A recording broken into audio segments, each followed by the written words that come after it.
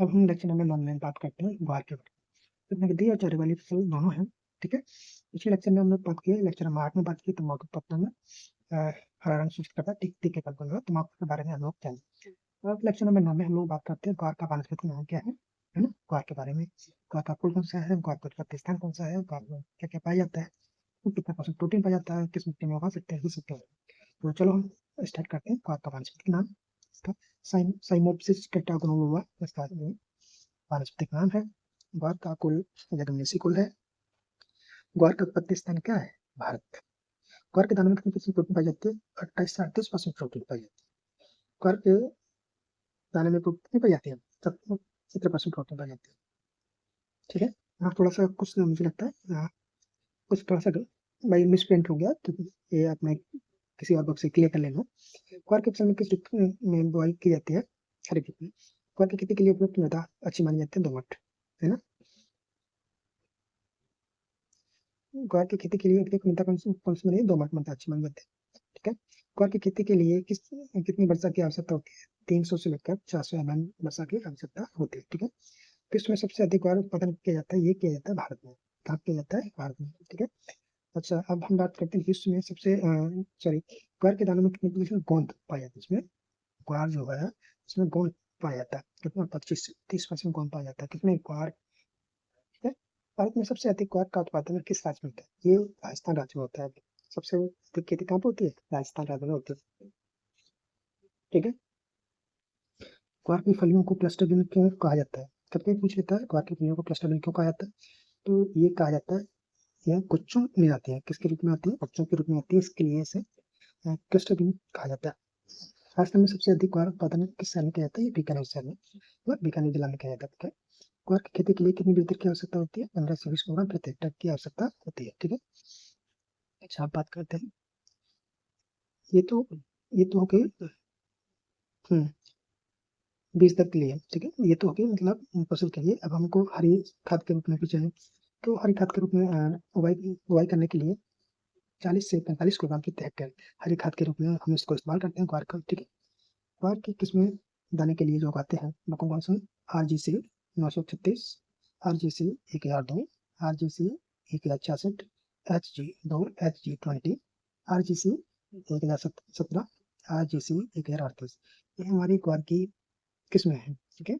ग्वार की किस्में हरी फलियां या सब्जियों के लिए जो उगाई जाती हैं वो कौन कौन सी है, दुर्गापुरा सफेद है, पूसा नरबहार है, पूसा सदाबहार है, दुर्गा जय दुर्गा, ठीक है, मौसमी कंचन बहार है। ये क्या है, ये हमारी ग्वार की किस्म है, कौन किसके लिए, हरी सब्जियों के लिए उगाई जाती है, जाने से, ठीक है। ग्वार में बुआई से पूर्व किस कीटनाशक का हम प्रयोग करते हैं, तो हम वैसलीन का 1 किलोग्राम प्रति हेक्टेयर, वैसलीन का 1 किलोग्राम प्रति हेक्टेयर बुआई से पूर्व मिट्टी में इस्तेमाल करते हैं, ठीक है।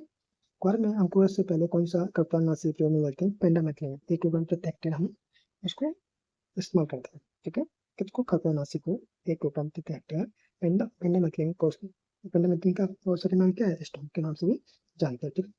हम बात करते हैं ग्वार के में अंकुरण के बाद कौन सा खतवार नाम से प्रयोग में लेते हैं, जैसे इमेजा थापा 750 ग्राम प्रति हेक्टेयर के हिसाब से हम लोग इसको प्रयोग करते हैं। ग्वार के प्रमुख रोग कौन कौन से, जुमाल झुलसा रोग है, ग्वार का प्रमुख रोग कौन सा है, जुमाल झुलसा रोग, जिससे हमारे ब्लैक के नाम से बनता है, सॉरी जीवाणु अंगमारी के नाम से हम लोग जानते हैं। जीवाणु अंगमारी रोग किस जीवाणु द्वारा होता है, जेंटोमोनास साइमोप्सिस के द्वारा होता है, जेंटोमोनास साइमोप्सिस के द्वारा जीवाणु अंगमारी रोग होता है, ठीक है। जीवाणु अंगमारी रोग का नियंत्रण किसके द्वारा किया जाता है, स्टेप्टोसाइक्लिन प्रति टंकी के हिसाब से हम इसको स्प्रे कर सकते हैं, तो जीवाणु अंगमारी रोग नहीं लगेगा, है ना।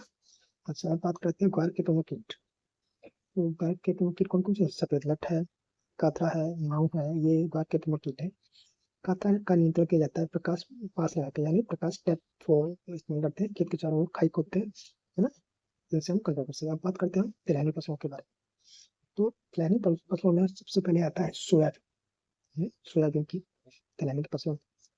तो सोयाबीन का वानस्पतिक नाम क्या है, ग्लासिनेक्स, क्या है, ग्लासिनेक्स। सोयाबीन का कुल कौन सा लैंग्वेज को है, सोयाबीन का कुल कौन सा लैंग्वेज को, सोयाबीन का उत्पत्ति स्थान क्या चाहिए, सोयाबीन का उत्पत्ति स्थान क्या चाहिए, सोयाबीन को और किस नाम से जानते हैं, पंडर कॉफी येलो और जेवल के नाम से जानते हैं। सोयाबीन को और किस नाम से जानते हैं? बंडाकॉफ या येलो जेवल के नाम से जानते हैं। सोयाबीन किस ऋतु की फसल है? ये खरीफ ऋतु की फसल है। सोयाबीन किस ऋतु की फसल है? ये खरीफ ऋतु की फसल है। सोयाबीन में कितने प्रतिशत प्रोटीन पाई जाती है? ये बहुत इंपॉर्टेंट है। 40 से 42% इसमें प्रोटीन पाई जाती है। ठीक है, अब बात करते हैं सोयाबीन में तेल की कितनी परसेंट पाई जाती है? सोयाबीन में तेल 20 से 22% तेल पाया जाता है। सोयाबीन के लिए किस जलवायु की आवश्यकता होती है? गर्म और नम जलवायु की आवश्यकता होती है। सोयाबीन के लिए अंकुरण के लिए कितने तापमान की आवश्यकता होती है? 15 से 20 डिग्री सेल्सियस की आवश्यकता होती है। सोयाबीन की बुआई कितनी गहराई पर की जाती है? सोयाबीन की बुआई 3 सेंटीमीटर गहराई पर की जाती है। सोयाबीन की बुआई के लिए किस प्रकार की मिट्टी की आवश्यकता होती है? काली चिकनी गहरी दोमट मिट्टी की आवश्यकता होती है। ठीक है, अच्छा अब बात करते हैं सोयाबीन के बीज दर के बारे में। तो सोयाबीन के बीज दर कितना? 70 से 80 किलोग्राम प्रति हेक्टेयर सोयाबीन के बीज दर लेते हैं। सोयाबीन में सिंचाई कब करनी चाहिए? सोयाबीन में सिंचाई फूल आने से पहले। कब? फूल आने से पहले और फली बनते समय। ये दो कंपोनेंट है ना। सोयाबीन में सिंचाई कब करनी चाहिए? फूल आने से पहले और फली बनते समय। सोयाबीन में अच्छी उपज प्राप्त करने के लिए प्रति हेक्टेयर पौध होने चाहिए 3 से 4 लाख प्रति हेक्टेयर पौधे होने चाहिए। ठीक है, पौधे कितने होने चाहिए? सोयाबीन में अच्छी उपज प्राप्त करने के लिए प्रति हेक्टेयर पौधे की संख्या कितनी होनी चाहिए? 3 से 4 लाख होनी चाहिए। सोयाबीन की फली को क्या कहते हैं? सोयाबीन की फली को फॉड कहते हैं। सोयाबीन की फली को क्या कहते हैं? सोयाबीन की फली को फॉड कहते हैं। सोयाबीन किस तरह का पौधा है? ये सिटी पौधा और स्वयंपरागत होता है। इसमें परागण कैसा होता है? स्वयंपरागत, स्वयं पॉलिनेटेड, सेल्फ पॉलिनेटेड होता है। किसमें? सोयाबीन में। ठीक है, अच्छा विश्व में सबसे विश्व में सोयाबीन उत्पादक में प्रथम स्थान किस देश का है? तो ये हमारे यूएसए का है, संयुक्त राज्य अमेरिका का है। ठीक है, भारत में सबसे अधिक सोयाबीन उत्पादन कौन से राज्य का है? ये मध्य प्रदेश राज्य का है। ठीक है, भारत में दूसरा सोयाबीन उत्पादक राज्य कौन सा? महाराष्ट्र। यानी मध्य प्रदेश के बाद दूसरा उत्पादक राज्य महाराष्ट्र, तीसरा उत्पादक राज्य क्या है? राजस्थान है। यानी कि पहले पे क्या है? मध्य प्रदेश में, दूसरे पे क्या है? महाराष्ट्र, और तीसरे पे क्या है? राजस्थान। सोयाबीन अनुसंधान निदेशालय, हाँ ये सबसे इम्पोर्टेंट है, ये वाला पार्ट। सोयाबीन अनुसंधान निदेशालय स्थित है, ये इंदौर में। कल कभी पूछ ला कहाँ पे स्थित है? ये इंदौर, इंदौर एमपी में भी, एमपी में कौन सा स्थान है? तो इंदौर। ठीक है, सोयाबीन की यूएस में आयुर्वेदिक किस्म कौन सा है? ब्रॉक, ली, किलराक 63, टेंट, ब्लैक हार्ट। ये सोयाबीन की यूएस से मंगाई हुई किस्म है। ठीक है, सोयाबीन की भारत में राजस्थान के लिए प्रमुख किस्म कौन कौन सी? टी 49, गौरव है, मोनेटो, मोनेटा है। ठीक है, एनआरसी 12, अंकुर, जे एस 335, जे एस 95 और जे एस 60। ये हमारी सोयाबीन के राजस्थान के लिए। तो सोयाबीन की फसल में खरपतवार किससे नियंत्रण करते हैं? तो एलाप्रोड से, उसको लासो के नाम से भी जानते हैं। तो फ्लूक्लोरीन या इमेजाथापक, इनको हम सोयाबीन में खरपतवार नियंत्रण के लिए प्रयोग करते हैं। ठीक है, अब बात करते हैं सोयाबीन के बीजों का उपचार किससे करते हैं। तो ये राइजोबियम जपोनिकम सोयाबीन कल्चर से FIR विधि से ट्रीटमेंट करता है। ठीक है, सोयाबीन के बीजों को उपचार किससे करते हैं? राइजोबियम जपोनिकम से। सोयाबीन के प्रमुख रोग है, सोयाबीन के प्रमुख रोग है चारकोल रोग, पीलिया रोग, पीला मोजक रोग। ये जो रोग है ये कभी क्वेश्चन पूछता है, पीला मोजक रोग किसमें लगता है? तो पीला मोजक रोग सोयाबीन में लगता है। ठीक है, सोयाबीन की फसल के प्रमुख कीट कौन थे? गडल बीटल है, टोबैको कैटरपिलर है। सोयाबीन में, सोयाबीन की फसल में कौन कौन से रोग लगते हैं? चारकोल, पीलिया रोग, पीला मोजक रोग। सोयाबीन की फसल के प्रमुख कीट कौन से? गडल बीटल, टोबैको कैटरपिलर। ये सोयाबीन के कीट है। ठीक है, अब की बात करते हैं सोयाबीन की फसल में आयरन की कमी से कौन सा रोग होता है? ये होता है पीलिया रोग। सोयाबीन की फसल में आयरन की कमी से कौन सा रोग होता है? पीलिया रोग। सोयाबीन की फसल में अंकुर प्रतिशतता होती है कितनी? 70% होती है। सोयाबीन की फसल में अंकुर प्रतिशतता नहीं होती है, 70% होती है। ठीक है, बात करते हैं मस्टर्ड के बारे में। ठीक है, सरसों, सरसों का वानस्पतिक नाम क्या है? इसका जो है सरसों किस फूल का पौधा है? इकुसिफेरी एब्रिसिकेसी कुल का पौधा है। सरसों उत्पादन में प्रथम स्थान पर है राजस्थान। सरसों के बीज 4 से 5 किलोग्राम, सरसों के बीज का प्रचुरभाव 500 ग्राम है ना। सरसों के फल का प्रकार सिल्को होता है। सरसों की फसल का प्रमुख परजीवी खरपतवार होता है ओरोवेंकी। हाँ ये सबसे इम्पोर्टेंट है, ओरोवेंकी सरसों की फसल का मुख्य या प्रमुख परजीवी खरपतवार है। ठीक है, हम बात करते हैं सरसों की फसल में तीखापन किसकी वजह से होता है?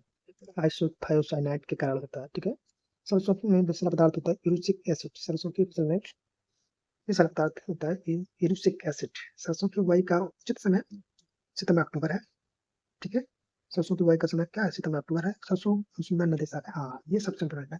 इस सेवा पर पूछ लेता है कभी कभी कि सरसों का रोसुल्ला निदेशालय कहाँ पर स्थित है? यह सेवा भारत में है। सरसों की खली में उपस्थित ग्लूकोसानोलेट की उपस्थिति से मनुष्य में पशु में कौन सा रोग होता है? घेंघा रोग होता है। कौन सा रोग होता है? घेंघा रोग होता है। ठीक है, अब हम बात करें सरसों द्वारा सरसों के तेल में ग्लूकोसानोलेट की ऊपरी सीमा कितनी निर्धारित की जाती है? ये 0.5% निर्धारित की जाती है। सरसों के तेल में सत्तनाशी के बीजों का मिलना किस रोग को इंडिकेट करता है? ये करता है ड्रॉप्सी रोग को इंडिकेट करता है। ठीक है, तो सरसों का प्रमुख कीट कौन सा है? सरसों का प्रमुख कीट है चैपा। कौन सा है? चैपा। सरसों में तेल की मात्रा होती है 36 से 43% होती है। सरसों में तेल की मात्रा कितनी होती है? 36 से 43% होती है। सरसों के प्रमुख खरपतवार है ओरोवल के सत्तनाशी। ठीक है, सरसों के बीज के लिए कितनी गहराई उपयुक्त है? 305 सेंटीमीटर। सरसों की डबल जीरो किस्म कौन सी है? कैनोला। सरसों की डबल जीरो किस्म कौन सी है? कैनोला। सरसों के तेल में जीव गंध पाई जाती है ग्लूकोसिलेट से। ठीक है, सरसों के प्रमुख रोग सफेद रोगी, डाउनी मिल्ड्यू, पाउडर मिल्ड्यू, सफेद रोगी, डाउनी मिल्ड्यू, पाउडर मिल्ड्यू, ये सरसों की प्रमुख रोग है। अब बात कर सरसों का हार्वेस्ट इंडेक्स कितना है? ये सरसों का हार्वेस्ट इंडेक्स 25% है। सरसों के बीज उपचार एप्रॉन कीटोमिल से 6 से 8 ग्राम प्रति किलोग्राम के हिसाब से एप्रॉन कीटोमिल से उपचारित करते हैं। सरसों के तेल में पाए जाने वाला एल्कलॉइड इरोसिक अम्ल किसके लिए उपयुक्त नहीं है? मतलब उपयोगी नहीं है। ये हृदय रोगियों के लिए जो है उपयोगी नहीं है। हम बात करते हैं भूरी सरसों की किस्म कौन सी है? कल्याणी। भूरी सरसों की किस्म कौन सी है? कल्याणी। विश्व की सरसों की पहली संकर किस्म NRC HB 506 NRC HB 506 या DRMR भरतपुर द्वारा 2009 में कहाँ से निकाली गई? 2009 में भरतपुर से निकाली गई। भारतीय सरसों को और किस नाम से जानते हैं? भारतीय सरसों को राई या राया नाम से भी जानते हैं।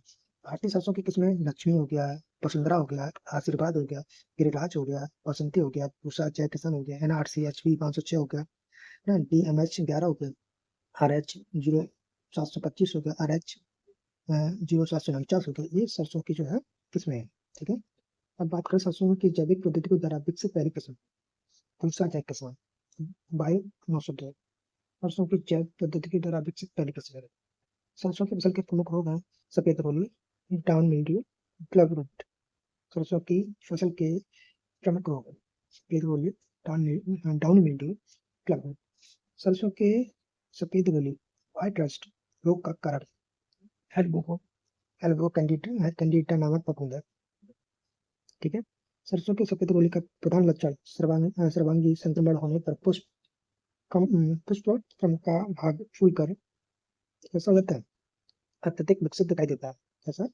अत्यधिक विकसित दिखाई देता है। यह पुष्प विकृत या अतिविकृत महामृग सीड्स को बनाते हैं जो प्रमुख लक्षण है। ठीक है, अब बात सरसों के सफेद रोली और डाउन मिल्ड्यू का निदान कैसे करते हैं? तो बीज उपचार कहते हैं मेटालैक्सिल से मेटालैक्सिल समूह के एप्रॉन 35 md 6 ग्राम के किलोग्राम से बीज के प्रयोग करते हैं, या फिर रिटोमिल 3 ग्राम प्रति लीटर के हिसाब से पानी के हिसाब से मिला के और छिड़काव करते हैं। ठीक है, सरसों की डाउन मिल्ड्यू पेरानोस्पोरियम ब्रेसिकेसी नामक एक फफूंद है जिसके कारण सरसों की डाउन मिल्ड्यू रोग होता है। सरसों का क्लब रोग का कारक है प्लाज्मोडियम नोफोरा ब्रेसिकेसी। ब्रेसिकी ये है एक प्लाज्मोडियम रोग है जिसके कारण क्लब रोग लगता है। सरसों की फसल के प्रमुख कीट है हरा मक्खी। कौन सा है? हरा मक्खी पेटेंट बग है चैपा है। सरसों की फसल के प्रमुख कीट है हरा मक्खी पेटेंट बग चैपा। सरसों की हरा मक्खी का वैज्ञानिक नाम है एथेलिया प्रॉक्सिमा। यह एक हाइमेनोप्टेरा गणपाल कीट है जो फसल को नुकसान में पहुंचाता है। ठीक है, सरसों का चैपा या मोइला का वैज्ञानिक लिपापिस इरिसिनी यह सरसों का प्रमुख कीट है। ठीक है, सरसों के चैपा या मोइला का नियंत्रण करते हैं।